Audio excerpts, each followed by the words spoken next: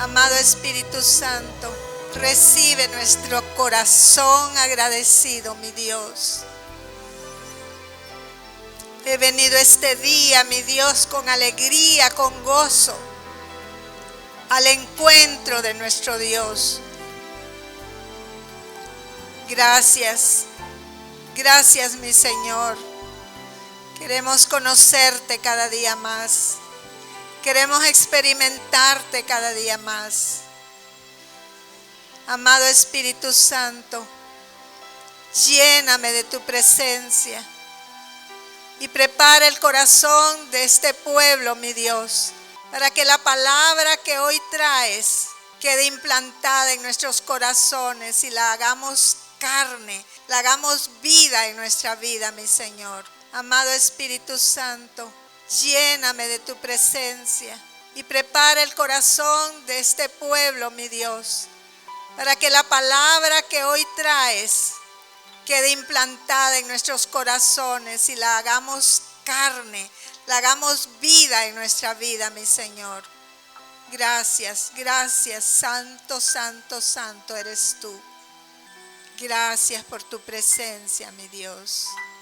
Te adoramos, te exaltamos. Aleluya. Gloria a Dios por este día. Gloria a Dios por los que estamos aquí.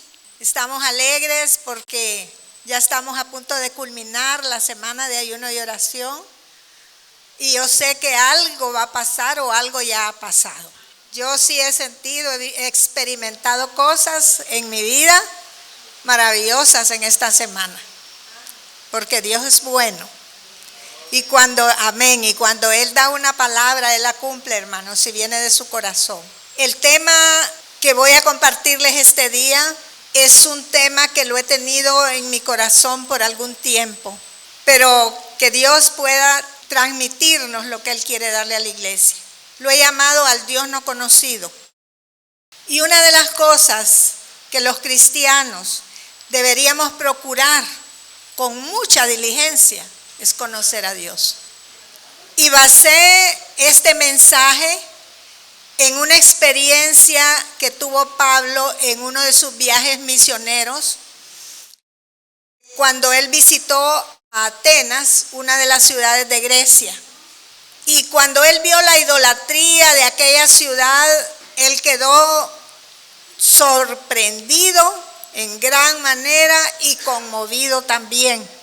El pasaje que vamos a estar leyendo, que servirá de base para este mensaje, está en el libro de Hechos, capítulo 17. Vamos a leer del verso 16 al 29. Yo voy a estar usando la traducción del lenguaje actual, con algunas raras excepciones que voy a usar la Reina Valera. Dice: mientras Pablo esperaba a Silas y a Timoteo en Atenas, le dio mucha tristeza ver que la ciudad estaba llena de ídolos.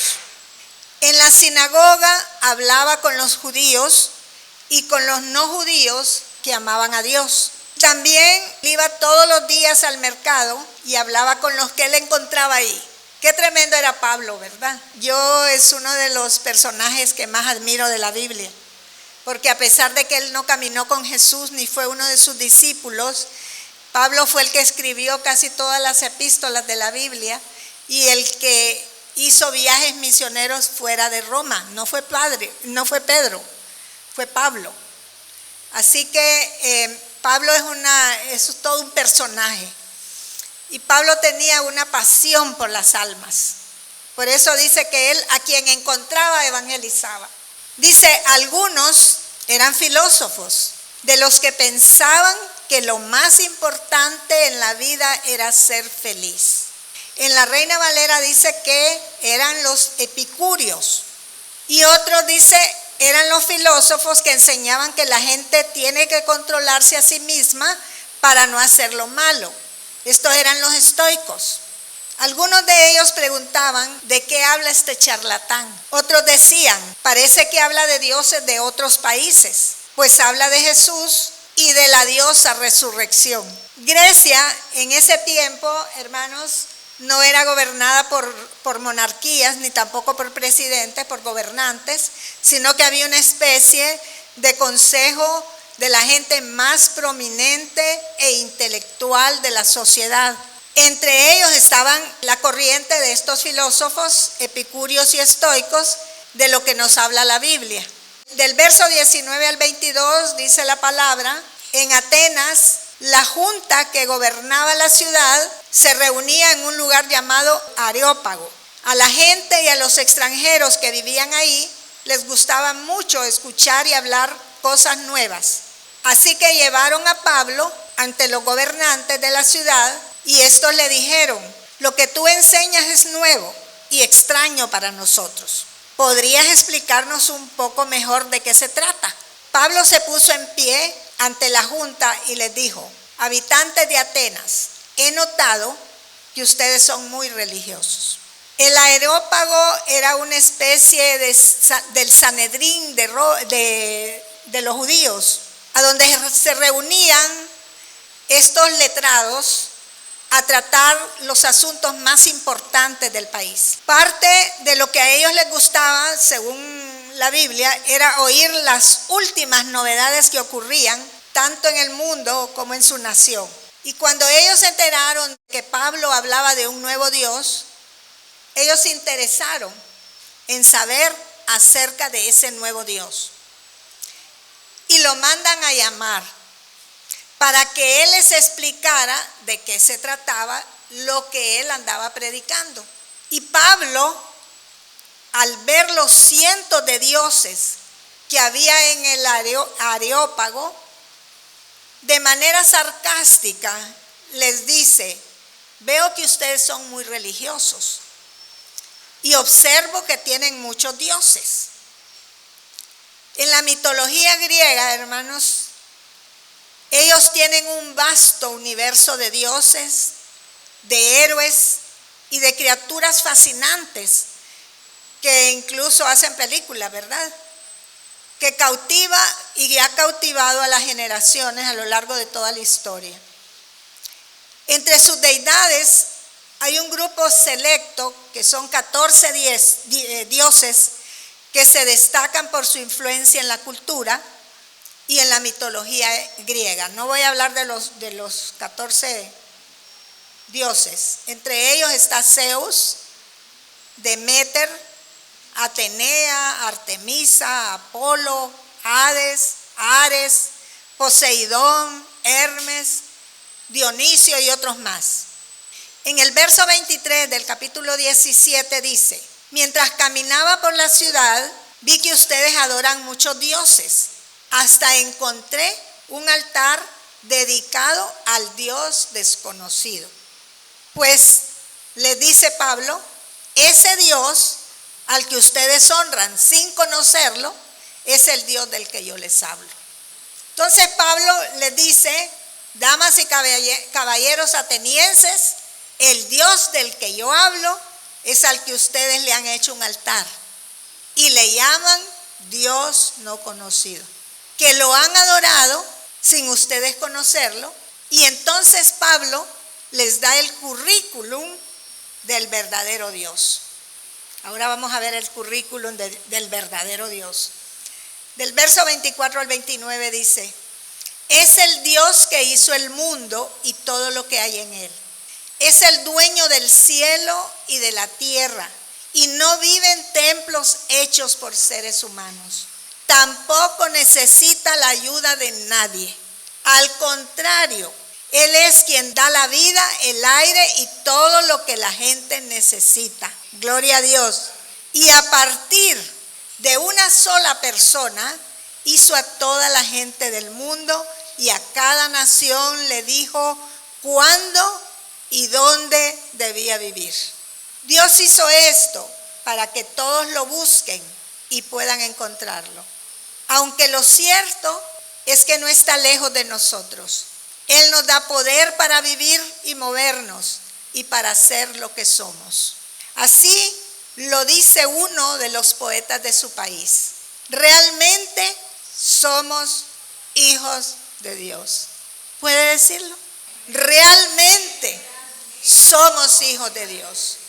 Así que si somos hijos de Dios, no es posible que Él sea como una de esas estatuas de oro, plata o de piedra, No hay quien pueda imaginar cómo es Dios y hacer una estatua o pintura de Él. Wow. Pablo les dijo, yo no conozco las virtudes de sus dioses, pero puedo hablar del Dios desconocido por ustedes. Mi Dios, dice Pablo, no puede ser encasillado en un templo, ni podemos hacer imágenes de Él, pues es demasiado grande y poderoso que no se puede describir. Al oírlo, los atenienses reaccionaron de 3 maneras diferentes. Y esto lo encontramos del 32 al 14. Dice, cuando la gente oyó que Jesús había muerto y resucitado, algunos comenzaron a burlarse de Pablo. Siempre hay burladores en las iglesias, hermano. Siempre hay burladores a donde nosotros nos movemos, ¿verdad? Y puede ser un hombre muy intelectual, muy preparado, muy grande, pero siempre encontrará burladores. Pero otros dijeron, mejor hablamos de eso otro día. Son esos que vienen a la iglesia y se duermen en la reunión. Y dicen, el otro sábado voy a despertar. Y dice, Pablo salió de ahí, pero algunos creyeron en Jesús. Wow. Y se fueron con Pablo. Entre esas personas estaba una mujer llamada Dámaris y también Dionisio, que era miembro del Areópago. Hermanos, a lo largo de mi vida pastoral como sierva de Dios, he podido entender que uno de los espíritus con los que es más difícil luchar es con el espíritu religioso. Miren, convencer a un religioso es bien difícil. Es uno de los espíritus más fuertes con los que como cristianos y siervos de Dios tenemos que bregar. Y es uno de los espíritus que se mueve al mover del Espíritu Santo. Saben que aún Jesús, con toda su autoridad y poder, luchó con ese espíritu. Y fue tal su influencia en los religiosos, de ese espíritu, en los religiosos de la época de Jesús, que fueron los que pidieron crucificar al Señor, porque no creyeron en Él. Los religiosos, los doctores de la ley. Por eso Él los llamaba fariseos hipócritas. Les decía sepulcros blanqueados. Es que Jesús no andaba con pelos en la lengua. ¿Qué es un sepulcro blanqueado, hermano? Por encima, ustedes han visto los sepulcros de la gente rica, ¿verdad? Qué lindos los decoran. Pero lo que hay adentro es muerte, mortandad, mal olor. Por eso les dijo sepulcros blanqueados. Y a pesar de que ellos eran los doctores de la ley, que habían estudiado acerca del Mesías, no conocieron al Señor como Mesías. Todavía lo están esperando. Imagínense. Y se convirtieron en sus peores enemigos. Por eso Jesús se sorprendió cuando Él una vez reúne a sus discípulos y les dice, ¿qué han oído ustedes por ahí de quién soy yo? Y unos dijeron, bueno, unos dicen que tú eres Elías, otros dicen que tú eres Moisés. Y así fueron diciendo, ¿verdad? Y Jesús los queda viendo y les dice, bueno, a mí la verdad que no me interesa lo que otros digan. ¿Qué dicen ustedes de mí? ¿Y saben quién contestó? El iletrado Pedro. No era Mateo, que era estudiado. Pedro. Es que hay cosas, hermanos, que no es el intelecto. Pedro le dice a Jesús, tú eres el Cristo, el Hijo del Dios viviente, el Mesías esperado. Y Jesús sorprendido le dice, Pedro, eso no te lo reveló carne ni sangre, sino mi Padre que está en los cielos. Hay cosas, hermanos, que solo se pueden obtener por medio de la revelación.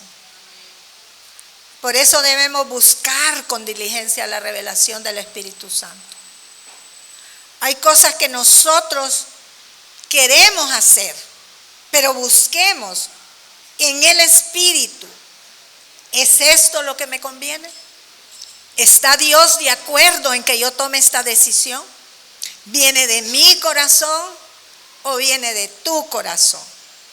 ¿Por qué hay tantos fracasos en la vida del cristiano, hermanos? Porque no buscamos la dirección del Espíritu Santo. Y hacemos lo que nos da la real gana. ¿Y qué dijo la palabra ahí? Cuando los puse a repetir, que éramos nosotros. Hijos de Dios. Pero ¿actuamos como hijos de Dios? No siempre. No siempre. Y por eso fracasamos en la vida, hermanos. Y culpamos a Dios de nuestras malas decisiones. Es lo peor. Entonces, vemos aquí que Pablo, cuando llegó a Atenas, encontró un altar. Un altar, no tengo el tiempo para hablarles de los altares, porque hay muchos tipos de altares. Un altar que tenía una inscripción al Dios no conocido. Y hoy muchas iglesias, mucha gente de las iglesias están igual que los atenienses que no conocen a Dios, que han equivocado el verdadero significado del altar y hacen simplemente prácticas religiosas triviales, sin pasión, y cultos que solamente tocan las emociones de la gente y no llegan al espíritu de las personas. Mera gimnasia religiosa que acarician la carne, pero que no dejan nada en el espíritu. Sirven, enseñan y predican de Él, pero no lo conocen a Él. Cantan, danzan, levantan altares, pero no lo conocen. Un altar, hermanos, es una conexión entre el mundo espiritual y el mundo físico. Es un punto de encuentro entre Dios y los hombres. En la Biblia, siempre que alguien tenía un encuentro con Dios, le edificaba un altar. Y hoy día se hacen altares sin el fuego del Espíritu. Ya no es danza, sino baile. No es adoración, sino cantantes. Gente de atrio, cuyos actos rutinarios no conmueven ni tocan el corazón de Dios. ¿Cuánto hace que tú ya no lloras en la presencia del Señor? Hermanos, miramos los conciertos. Hacen grandes conciertos. Hacen grandes campañas evangelísticas, pero al Dios no conocido. Y equivocadamente creemos que el altar solamente simboliza la bendición, no el sacrificio. Generalmente los pastores le decimos a la gente: acérquense al altar para entregar su vida a Cristo, o para recibir una palabra, o para recibir unción, o para recibir liberación. Pero el verdadero significado del altar se ha perdido, porque no hay sacrificio. Cuando los inviten al altar, Dios lo que les está diciendo: te invito al sacrificio, pues para que se manifieste el fuego del Espíritu Santo, primero requiere un sacrificio. Al levantarle un altar a Dios, analicen sus motivaciones. Si tú te presentas solo por necesidad al altar, si solo vienes al altar a pedir, tú no estás en el orden divino. No va a haber aplausos hoy, porque es una exhortación de parte del Señor. Primeramente a mí y después a ustedes. 1 Corintios 13:12 dice: ahora conocemos a Dios de manera no muy clara. ¿Cómo conocemos a Dios? De manera no muy clara. Creo que la Reina Valera dice en parte. Como cuando vemos nuestra imagen reflejada en un espejo, a oscuras. Cuando todo sea perfecto, veremos a Dios cara a cara. Ahora lo conozco de manera imperfecta, pero cuando todo sea perfecto, podré conocerlo como Él me conoce a mí. Gloria a Dios. Así que, hermanos, ustedes pueden tener una imagen del Dios que ustedes adoran y no ser el verdadero Dios, sino la imagen que se les fue formada en las condiciones y circunstancias que ustedes se desenvolvieron. El Dios que les hicieron creer en donde ustedes vivieron, en donde ustedes nacieron, en su entorno familiar, donde estudiaste, donde creciste, ¿verdad? Les dieron una imagen de un Dios no conocido. Y quizás te hicieron creer que Dios era un señor barbudo, gordo, como Santa Claus, enojado, que está esperando que tú falles para castigarte. Y muchos padres equivocadamente usan a Dios para atemorizar a sus hijos. Si haces eso, Dios te va a castigar. Entonces se le formó una imagen de un Dios castigador, de un Dios enojado, de un Dios distante, de un Dios al que usted no puede ir con libertad a acercarse a Él. Entonces adoramos a un Dios desconocido y Él quiere que lo conozcamos, tal como es Él. Un Dios lleno de amor, un Dios lleno de compasión, un Dios lleno de misericordia, un Dios que disciplina pero no es castigo. Amén. Un Dios que suple todas tus necesidades conforme a sus riquezas. Un Dios que te sana, un Dios que tiene cuidado de cada una de tus necesidades, un Dios que te cuida. Ese es nuestro Dios. Un Dios que fue capaz de dar su vida para rescatar la tuya. Yo he tenido tantísimas experiencias, hermanos, que como les digo, puedo escribir libros. Tengo un libro así de grueso que el hermanito Jorge me lo empastó de 1 año y medio de prédicas, así de grueso, 2003, 2004. Así que si yo empiezo a ver mis experiencias, porque yo predico de mis propias experiencias, por supuesto, avalado con la palabra, les puedo escribir libros y tal vez ya me hubiera hecho mis billetíos, ¿verdad? Como los consiervos. Pero las experiencias que yo tengo con el Señor las tengo guardadas en mi corazón, en ese libro. También hay padres que les muestran a sus hijos un Dios que premia, y eso está bien. Si haces esto, Dios te va a premiar. Pero también les enseñan a un Dios permisivo. Dios es bueno todo el tiempo, ¿verdad? Un pecadito, Él nos comprende que somos carne. Una imagen equivocada de Dios. Amén. Por ejemplo, el caso de los musulmanes. Ellos adoran a un Dios desconocido, hermanos, porque ellos adoran a un Dios que castiga y que los premia a ellos cuando una persona se pone una bomba y esa bomba explota y mata cantidad de cristianos o de la gente que piensa diferente a ellos ya tienen asegurado, ellos le llaman el paraíso. Ese no es Dios. Su Dios Alá los premia por la maldad, cuando Dios aborrece la maldad, el verdadero Dios. Por eso existen tantas guerras religiosas, hermanos. Por eso les digo que el espíritu de religiosidad es el espíritu más difícil con el que podemos bregar. Peor que el de Jezabel, hermanos. Es más fuerte que el espíritu de Jezabel. ¿Por qué hay tanta guerra espiritual? ¿Por qué hay tanta confusión? ¿Por qué hay tanta confrontación aún dentro de los mismos cristianos? Porque tenemos una percepción equivocada de Dios.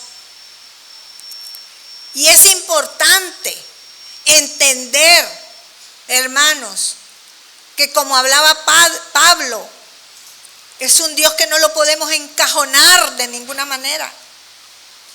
Yo siempre recuerdo esa vez que fui a San Pedro Sula a orar por una mujer con SIDA.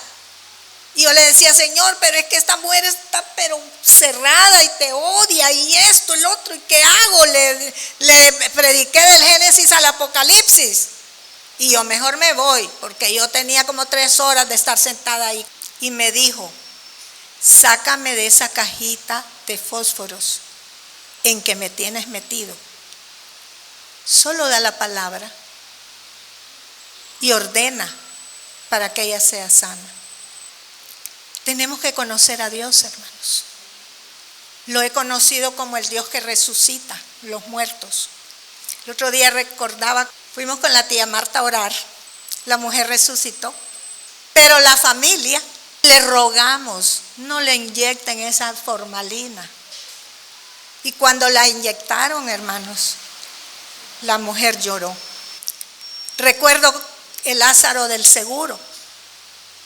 Conocía al Dios de una manera extraordinaria. Ese hombre resucitó ya completamente muerto, porque el doctor, que era mi médico, me dijo, no, licenciada, no viene a hacer nada. Me dijo, bueno, déjeme orar por estos otros enfermos. Pero cuando yo entro a la sala de emergencia, me dice el Señor, no te mandé a orar por otro enfermo, te mandé a resucitar ese muerto. El muerto resucitó. Porque mis pensamientos no son los pensamientos de Dios, hermanos. Tenemos que aprender a conocer a Dios.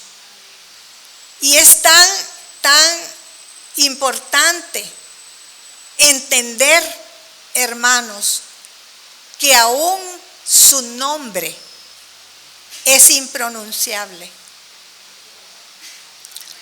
Ustedes saben que no se puede pronunciar porque el nombre de Dios solo tiene consonantes, no tiene vocales. Entonces los judíos lo han llamado Dios Adonai, que significa mi Señor, para referirse a Él. Y nosotros, el resto de las religiones, para poder comunicarnos con Él, le hemos dado diferentes nombres, que no es su nombre. Pero el Dios no conocido, hermanos, tiene la capacidad de leer nuestro corazón, aun cuando no le digamos su nombre. Él entiende. Fíjense que a mí me ha ocurrido algo bien divertido. Yo, gracias a Dios, las empleadas que he tenido han sido de 20 y pico de años. Pero últimamente he tenido un desfile de empleadas. Entonces, como duran poquito, a todas les digo los nombres cambiados. Y claro, no me hacen caso. Pero ¿saben qué? Nuestro Dios sí. Usted le puede decir Adonai, le puede decir Jehová, le puede decir Dios poderoso, el alfa, el omega, el principio y el fin. Y Él sabe que usted está hablándole a Él, porque está leyendo su corazón, no su boca. Gloria a Dios. Aleluya. Lo importante no es cómo le decimos, sino adorarlo en espíritu y verdad. Y muchas corrientes religiosas, hermanos, hoy en día han adoptado el judaísmo, llamando y le han hecho, y créanme que han hecho creer a la gente que si usted no le dice Yeshua o Yahweh, usted está equivocado. Y lo están volviendo al judaísmo. Entonces, llaman a Jesús Yeshua. Le cantamos a Yeshua hoy, ¿verdad? Al Padre le llaman Yahweh. Y al Espíritu Santo, ¿saben cómo le dicen? A ver, buenos alumnos. Ruach HaKadosh. Así le dicen los judíos al Espíritu Santo. El Ruach, recuerden que es el soplo. No importa, hermanos, en qué idioma lo adoremos, lo que importa es el corazón. Alguien me dijo una vez, y allá en el cielo, ¿en qué idioma le vamos a adorar a Dios? ¿Cuántos idiomas habrán en el mundo, verdad? Pero va a haber un solo idioma. Daniel 11:32, Reina Valera, vamos a ver la parte B. Dice, mas el pueblo que conoce a su Dios se esforzará y actuará.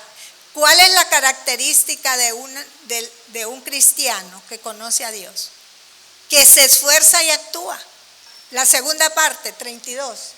Mas el pueblo que conoce a su Dios, la parte B del versículo. Entonces, hermanos, la fuerza, el poder y el hacer cosas grandes, y le voy a decir esto y no me van a criticar, no está en ayunar, ni está en orar, sino en conocerle a Él. Y cuando un creyente no conoce cómo se mueve su Dios, no puede alcanzar nada. Y eso no quiere decir que no debemos orar. Yo creo en el poder de la oración. Aquí hemos visto milagros maravillosos por el poder de la intercesión, pero es más que eso. Oseas 4:6 dice: mi pueblo está siendo destruido. ¿Por qué? Porque no me conoce. ¿Por qué el pueblo de Dios está siendo destruido? Porque no le conoce. Así como ustedes, sacerdotes, se niegan a conocerme, yo me niego a reconocerlos como mis sacerdotes. Pues olvidaron las leyes de su Dios. Me olvidaré de bendecir a sus hijos. ¿Qué les parece?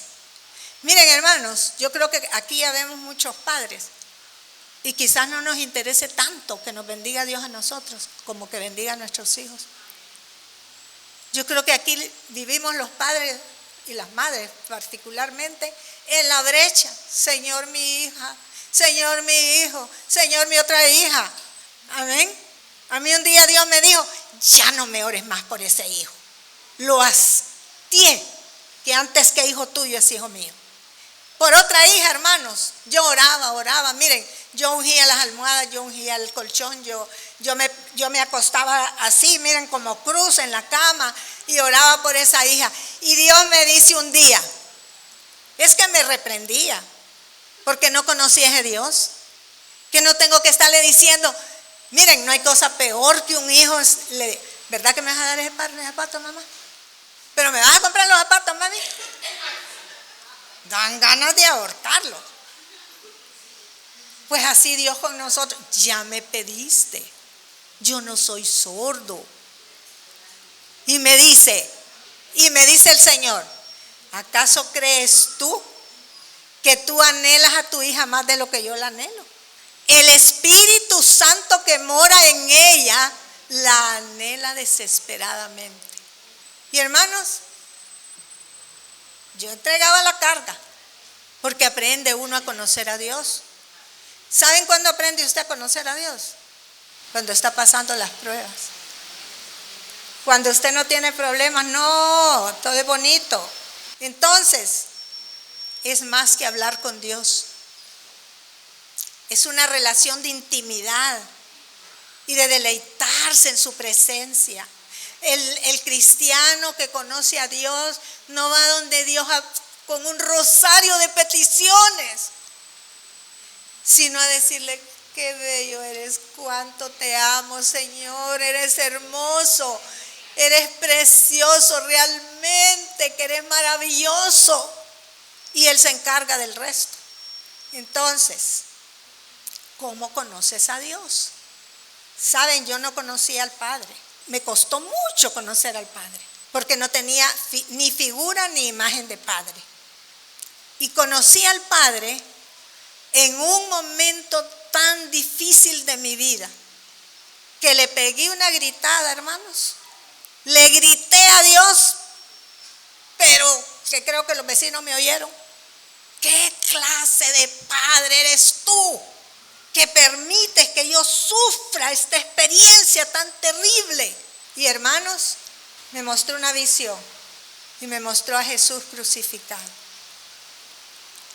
Esa es la clase de padre que soy yo, que te amo tanto que di a mi hijo para que tú no sufras eso. Y conocí al Padre. ¿Conoces al Hijo? Yo creo que es al que más conocemos, al Padre y al Hijo. Pero conoces al Espíritu Santo. Este es el mensaje central que Él me dio. Y me decía: yo también soy Dios. El Espíritu Santo es más que dones. El Espíritu Santo es más que talentos. Busquen su presencia. Porque la iglesia, hermanos, no puede funcionar sin la presencia y el derramar del Espíritu Santo. Se canta al Padre, se le canta a Jesús, y eso es bueno. Pero al Espíritu Santo lo tenemos contristado en un rincón. Y por eso es que existen iglesias vacías, sin poder y sin manifestación del Espíritu. Y para muchos de los cristianos de hoy en día, el Dios no conocido es el Espíritu Santo. La gente anda de congreso en congreso buscando un toque. Es que voy a ir a este congreso porque ahí voy a recibir un toque.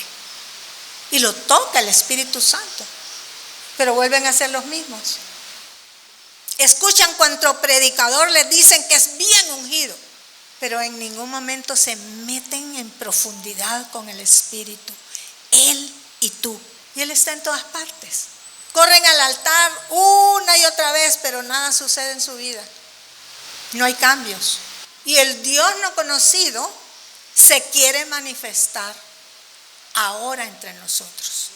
En la iglesia primitiva, el libro de los Hechos es maravilloso.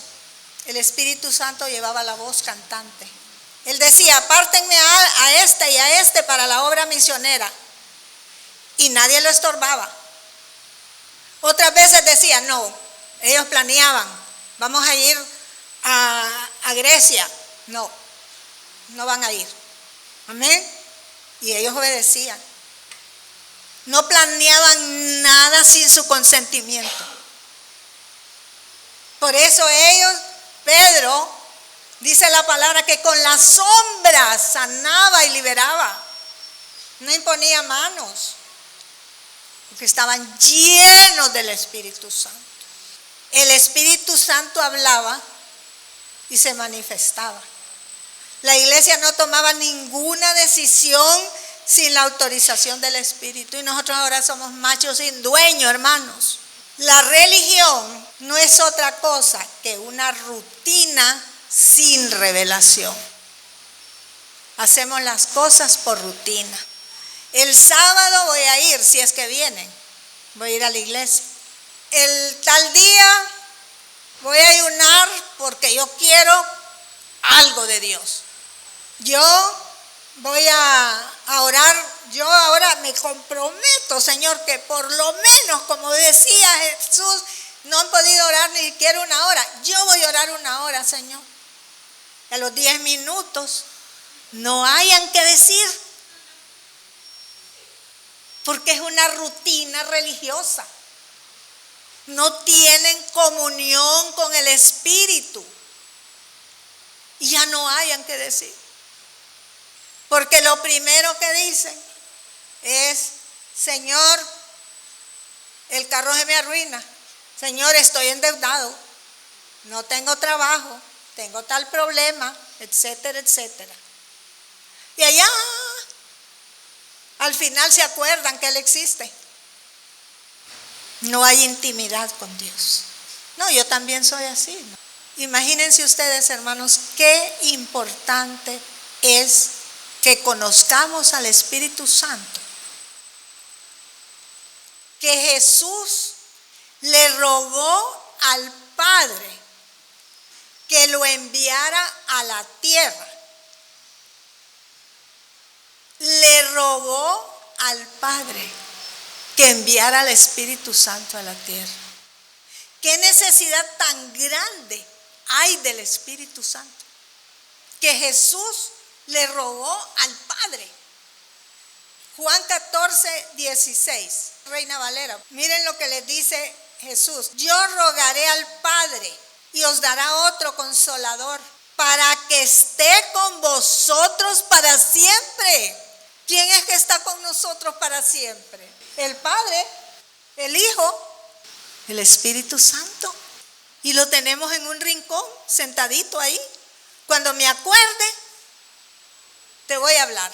Imagínense, hermanos, un hijo que solo le hable a usted cuando necesita algo de usted. ¿Qué siente? Horrible, ¿verdad? Que le habla porque tiene necesidad, no porque lo ama. El verso 26, más el Consolador. Mire quién nos consuela cuando lloramos. El Espíritu Santo. El Espíritu Santo, a quien el Padre enviará en mi nombre, Él lo enseñará todas las cosas y os recordará todo lo que yo os he dicho. Fíjense, amén. Fíjense que a mi edad estoy preparando este mensaje yo como a las 11 de la noche y se me olvidó cómo es que se llamaban aquellos religiosos. Publicanos, decía yo. No es publicanos. Bueno, dejé el espacio. En la madrugada me despierto. Fariseos. Espíritu Santo, me hiciste recordar. Amén. Es contra el Alzheimer. Gloria a Dios. Si usted tiene amistad con el Espíritu Santo, se le va a ir el Alzheimer. Gloria a Dios. Entonces, dice, os recorda, enseñará. En primer lugar, Él es el que nos enseña. Él es el maestro. Él es el que nos revela. No es el instituto bíblico. A mí me dijo, no te quiero en institutos bíblicos, porque no quiero mezclas. Y Él me enseña las cosas. Y cuando se me olvidan las cosas, me las recuerda. Hermanos, y yo me puse a pensar que en toda la Biblia solo veo 2 veces a Jesús rogando por algo al Padre. En esta ocasión y en el huerto del Getsemaní, cuando le dice, Padre, pasa de mí esta copa. Es las únicas veces que Jesús le ruega algo al Padre. Él hacía milagros, andaba diciendo, ay Padre, por favor, que no vaya a quedar avergonzado. No, Él solo daba la palabra. Él fue 4 días de muerto Lázaro y Él no le dijo, Padre, por favor, levanta a Lázaro. No, Lázaro, ven fuera. Todos los milagros que Jesús hizo, no se los robó al Padre, porque Él tenía comunión con el Padre. Él no tenía necesidad de ir a orar en el momento, de echar fuera un demonio. Él ya había orado horas con el Padre, había estado en su presencia. Amén. Entonces, Jesús conocía al Padre y también entendía su identidad de hijo. ¿Cómo nos acercamos nosotros a Dios, hermanos? Como mendigos, no como hijos. Dios es tan bueno que dice, ni aún está la palabra en tu boca cuando yo ya lo he hecho. Tenemos que conocerlo, tenemos que conocer su bondad, tenemos que conocer su grandeza. Hermanos, nos preocupamos por cosas que, claro, para nosotros que tenemos una mente tan cautiva, tan finita, se nos hacen pero gigantes las deudas. Pero ¿qué es para nuestro Dios esas cosas? ¿Qué es lo que Dios nos dice nada más? Acérquense a mí, búsquenme a mí, siéntense conmigo. Que hermanos, en un abrir y cerrar de ojos, si nos sentamos en la mesa con Él a comer, como Él nos toca la puerta, ábranme, yo quiero entrar y comer con ustedes. En un abrir y cerrar de ojos, las cosas se resuelven, pero no lo conocemos. Por eso creemos que tenemos que estarle diciendo y repitiendo, porque creemos que tiene Alzheimer. Y fue necesario que el Señor Jesús se fuera para darnos el mejor regalo del Padre, al Espíritu Santo, quien ahora mora entre nosotros y en nosotros. Y si la iglesia se mueve sin el poder de Dios, lo que va a traer, hermanos, es el Icabod. ¿Qué es Icabod? Sin gloria. Culto sin gloria. Iglesia sin gloria. Personas sin gloria. Nadie entiende, hermanos, lo que no conoce. Y gran parte de los problemas que tenemos los cristianos hoy en día y que sienten los cristianos de que Dios los ha desamparado es porque no conocen a Dios ni tienen comunión con Dios Espíritu Santo. Y es que no es igual, hermano, ser bautizado en el Espíritu que andar en el Espíritu. La iglesia, yo siento, hermanos, y lo creo firmemente, va a inaugurar un nuevo tiempo. El tiempo del señorío del Espíritu Santo. Eso es lo que el Espíritu Santo me hablaba y me ha estado hablando. Y por eso he estado dando los mensajes que he estado dando, para que entendamos lo que es el Espíritu Santo. Amén. Levántense, pónganse en pie, vamos a orar. Gracias, amado Espíritu Santo. Gracias por ese anhelo tan profundo que tienes, que nosotros te conozcamos como Dios. Gracias porque tú eres el único que nos puede convencer de pecado, de justicia y de juicio. Tú eres el único que nos puede revelar a Jesús. Tú eres el único portador del dunamis de Dios. Gracias porque en tu mover hay cambios.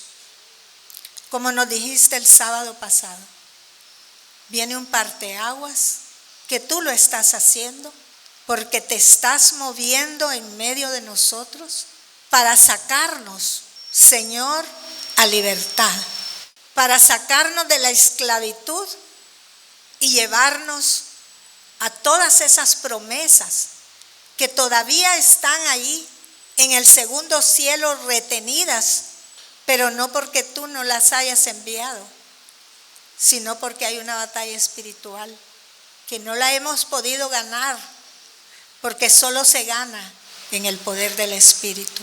Amado Espíritu Santo, gracias por tu paciencia.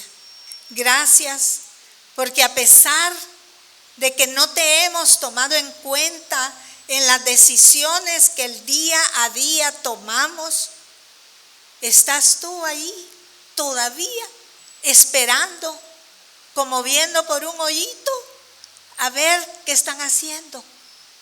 Sin mí, vamos a ver hasta dónde llegan, a ver hasta dónde tienen la capacidad de actuar por sí solos. Que volvamos atrás a las sendas antiguas, como la iglesia primitiva, Señor, donde tú te derramabas de una manera sobrenatural y extraordinaria sobre cada vida y hacías milagros portentosos, Señor. Somos hijos, decía Pablo, somos hijos de Dios, no somos mendigos, pero necesitamos volver nuestro corazón a ti. Y te pedimos perdón por tomar decisiones sin tomarte en cuenta a ti. Y lo que es peor aún, acusarte de que tú no tienes cuidado de nosotros. Señor, que no sea demasiado tarde para que tú te manifiestes como tú anhelas que se manifieste tu presencia en este lugar. Hablamos de avivamientos, pero no los vivimos. Hablamos de gloria, pero no las conocemos.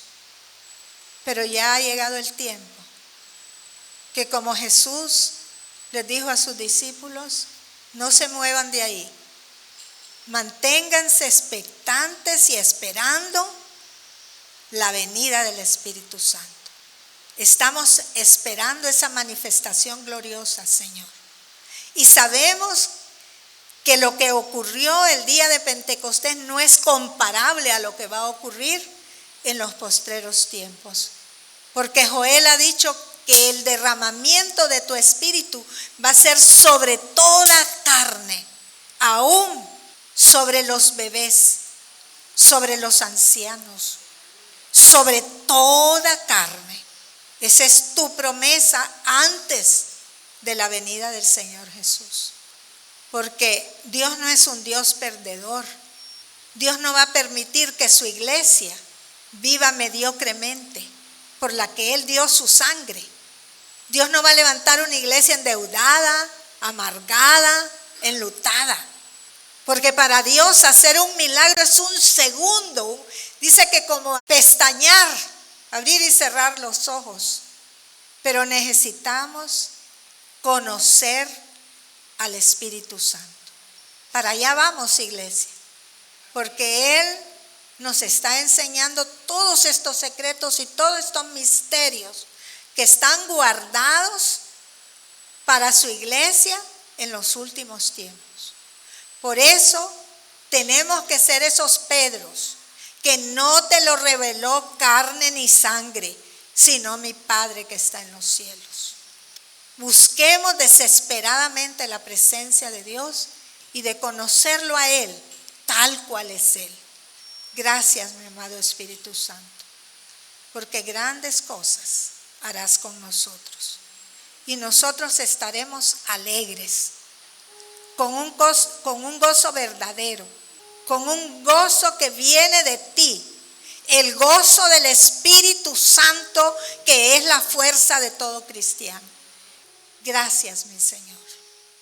Te adoramos y te exaltamos, Rey de Gloria. Aleluya.